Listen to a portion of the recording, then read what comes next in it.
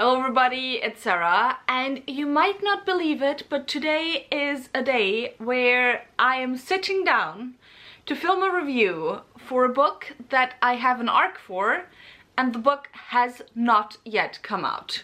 Unbelievable, I know. We'll see if I will actually manage to edit this before the release date of the book, which I think is the 9th of July, but I am hopeful. Anyway, as most of you might already know from the title of this video, I am talking about The Sky on Fire by Chen Lyons, which is her new standalone epic high fantasy novel and her first release, or at least novel length release, since she finished her series of A Chorus of Dragons, which, for those of you who don't know, is one of my absolutely favorite series of all time. It made it into my all-time favorite series of all time video, so I was very excited for this.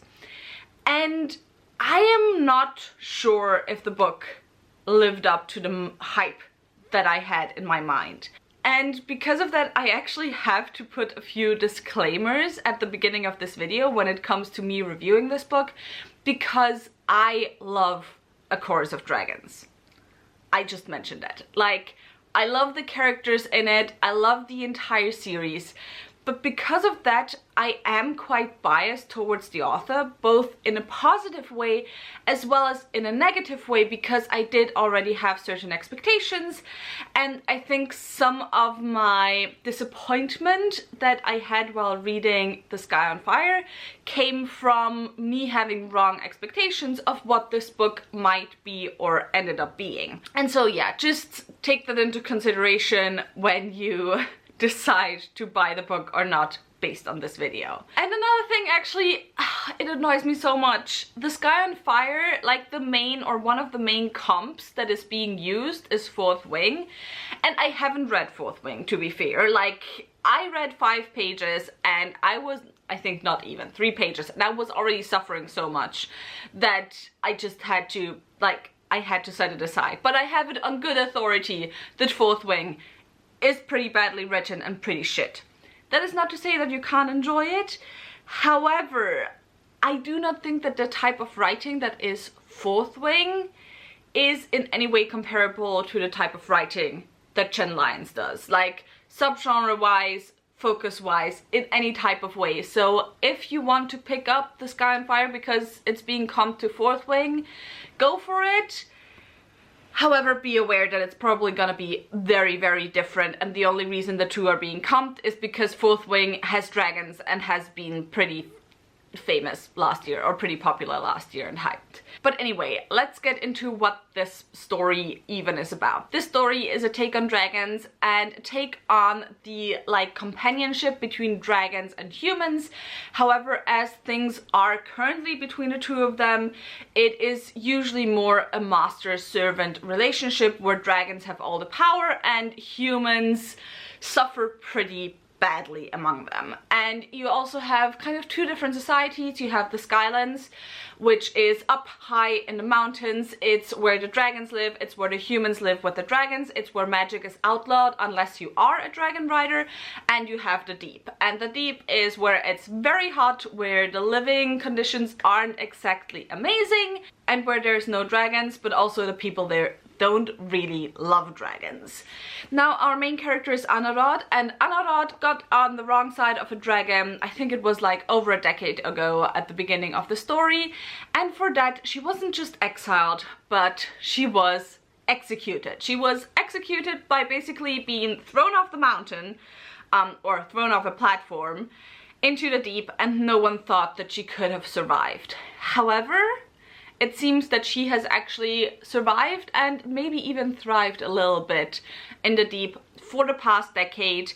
And now the dragons have gotten wind of it that maybe she's alive after all, or some dragons have gotten wind of it. And so people are sent to find her and also to kidnap her because they want information that she has. And that information is how to get into the lair of the dragon queen. Anadot doesn't want to do that, however, she's kind of being forced to do it anyway, and so the story kind of follows her as well as the party of the people who want to get into this lair of the Dragon Queen and steal her treasures. And so yeah, that's basically the setup for the story. It is a heist story. It is a little bit in between, tongue-in-cheek. Jen Lyons already had that in A Chorus of Dragons, where she plays with tropes, where she plays with archetypes, where she does very much have this epic, heroic fantasy foundation. However, she builds upon that with her characters, with her characterizations, and where she's definitely not scared to play into tropes and to play into cliches to better tell her story. So yeah, that's just as a general gist, as a general setup. It's basically, by the way, also what I enjoy most about Jen Lyons. However, let's now get into the proper review, and let's, as always, start with the negatives. So with the negatives, like, there's not that many very like concise negatives that I have for this series. A lot of the stuff that I have is where the book kind of felt slightly unpolished. However, I don't know if that was because I had an uncorrected proof, I had an uncorrected arc, and those are things that maybe have improved in the last set of editing. I've had the arc since I think 3 or 4 months ago, so I've had it for quite a while already. But there's just a few elements, like in the world building plot stuff, you know, where the world building details kind of get like mentioned in the plot, where it sometimes felt like there was a detail missing that we should have been given earlier, and like there was, it just like, it felt unpolished in certain parts, which I wasn't particularly a fan of. And maybe it's also that I just noticed it more because of the moods that I was in while I was reading it. But that was my main gripe with the story. Then another gripe was that I wasn't always very happy with how like the people of the deep were talked about. While I don't think it was disrespectful in general and overall, there were certain elements that just kind of felt like they had a bit of an orientalistic viewpoint.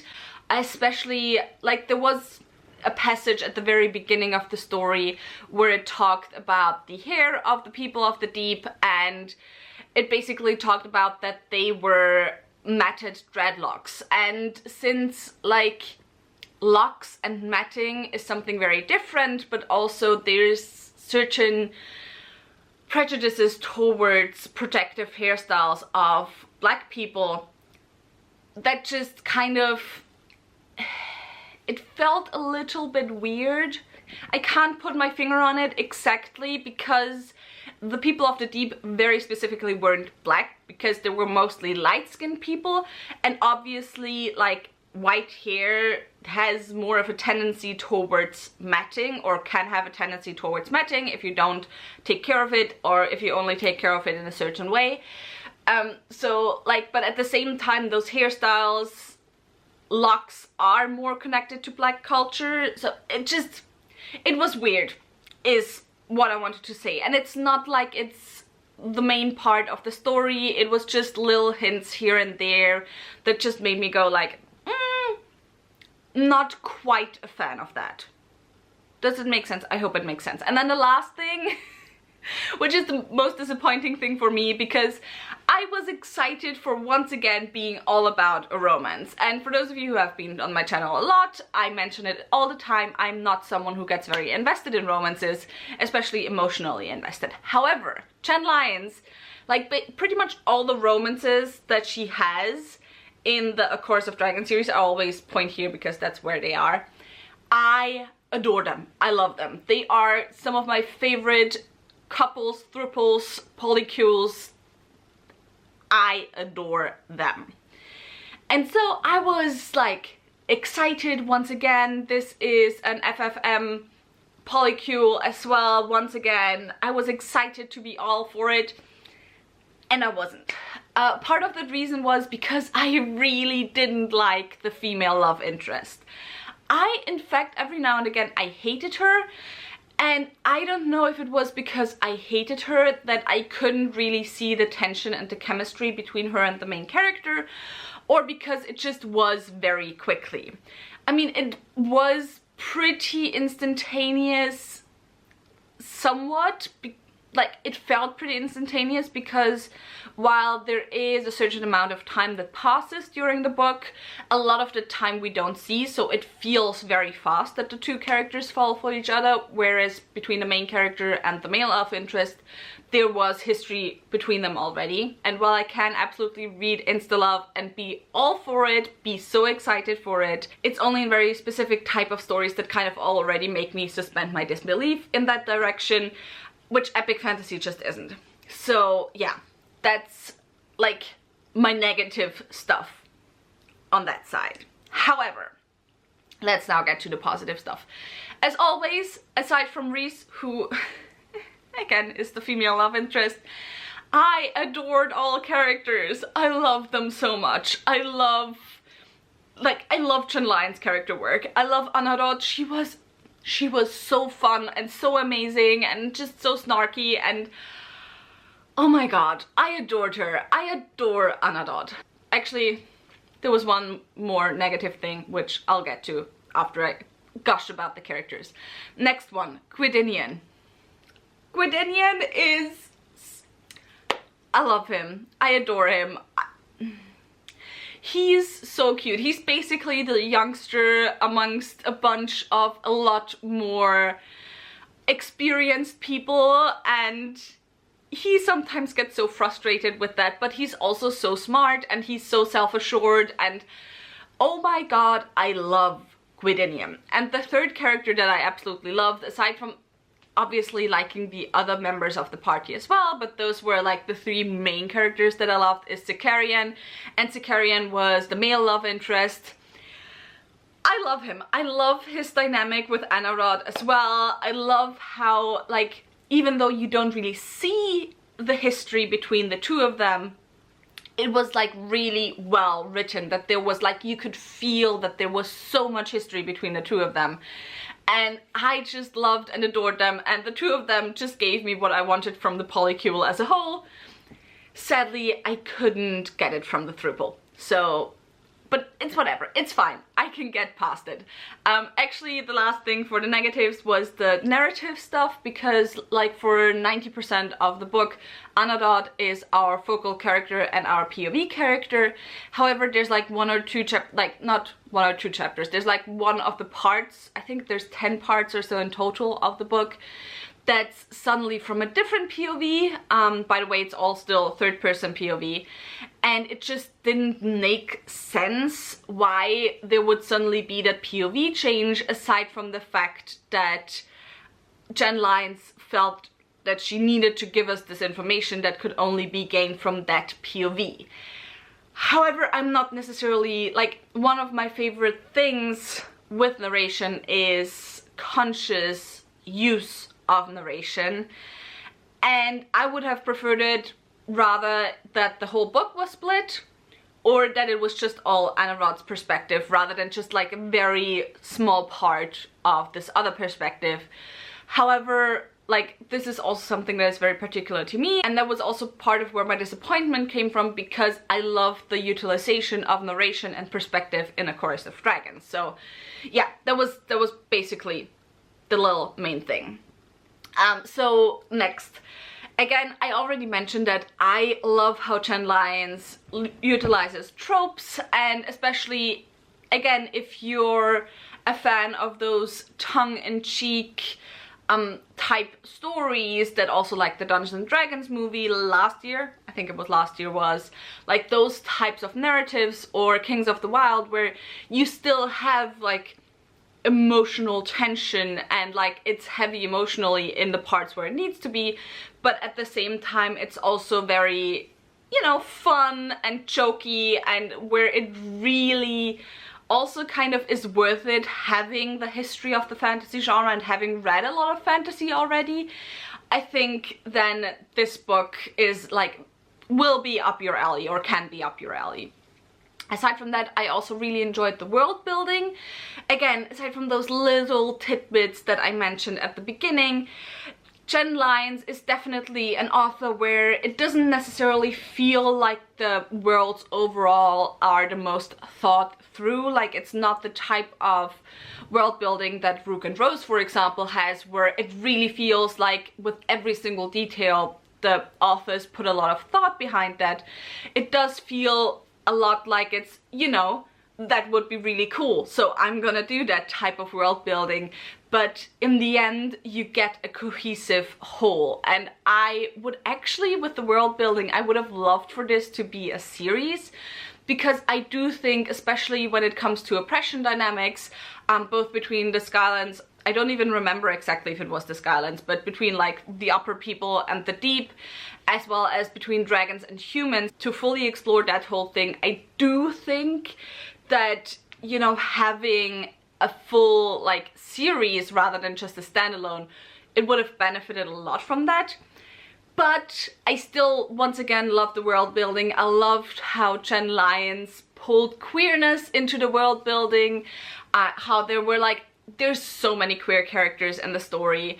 And also, she has this really neat thing where basically people, once they get old enough, they get like these rings, and these rings to other people show who they are, what their preferences are in the bedroom, outside the bedroom, what their job is, like what their gender is, like how they're queer or not queer, or like what their sexuality is and everything. And I thought that was a really, really neat idea, and I would love to have like a glossary of what each ring means exactly.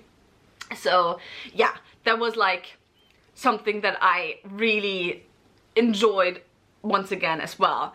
And then the last thing is, I really enjoyed the take on dragons. Like, the dragons, they are scary. They are also huge, massive. Like, basically, it's the size comparison where humans can't sit astride on dragons, but the saddles are basically platforms on the back that you then like sit on and basically have to, like, what's it called, belt yourself into it, and just, it's really cool. Like, the dragons are massive and every dragon has their own little ability, and it's like really cool, really nice. I love the dynamic between the dragons and the humans. Like, not loved as in appreciated it, but like I was really interested to seeing this, and it was a different take because, at least for me, I'm not gonna say Jen Lyons was the first one who did this, but it definitely, like, this whole master-servant dynamic between dragons and their riders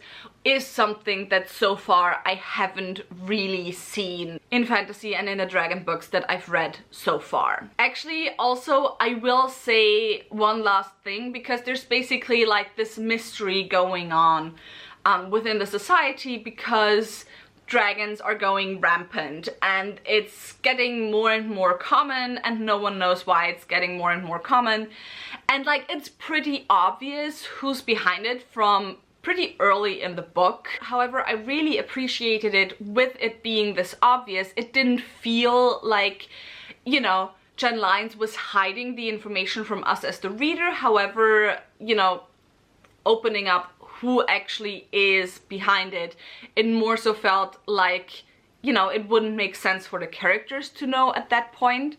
And what exactly is happening with the rampant dragons, that still was a surprise and was a really nice, not exactly twist, because it wasn't like, boom, here's what it is, but it was just like, you know, the solution was really interesting to read. What exactly was going on, aside from already knowing, okay, yeah, it's pretty obvious who's behind all of this and this whole mystery. And so, yeah, I just, actually, now that that I'm talking about it, there were a lot of things that I really, really enjoyed about this book, and I don't know why I felt kind of disappointed after finishing it. I ended up giving it 3.75 stars. I might amend that and actually give it 4 stars now in retrospective, after having talked about it and everything. And so yeah, with all of that said, tell me in the comments down below, is The Sky on Fire a book that has been on your radar already? Are you planning to read it? By the way, it will be the buddy read for my book club of Queens, Witches and Valkyries in July. So if you're interested in joining us, you can find the link to the book club down below. With all of that said, if you enjoyed this video, maybe think about giving me a thumbs up and also maybe subscribing. All the links to my social media as well as to my book club that I just mentioned will be left linked down below, so go and check those out as well. And I hope I'll see you very soon. Bye!